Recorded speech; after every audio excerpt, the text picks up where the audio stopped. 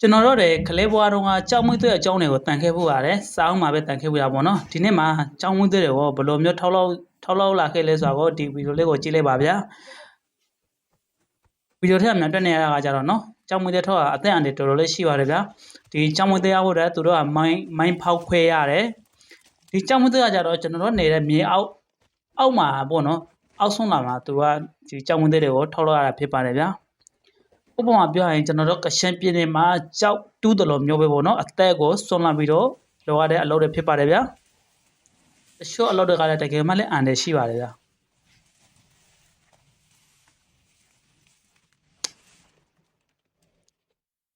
ကြည့်လိုက်ပါဗျာ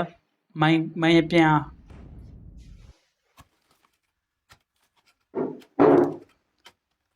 ဒီကြောက်မွေးသွေးတွေက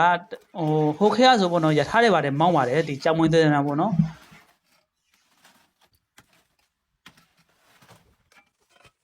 ဒီခေတ်မှာတော့ဒီကြောက်မွေးသွေးတွေနဲ့ရထားမောင်းတာဆိုတော့ချတော့ချသွားပြီဗျာဒါရှိတော့ရှိရနည်းနည်းပဲပေါ့နော်အနေချင်းလောက်ပဲရှိပါတယ်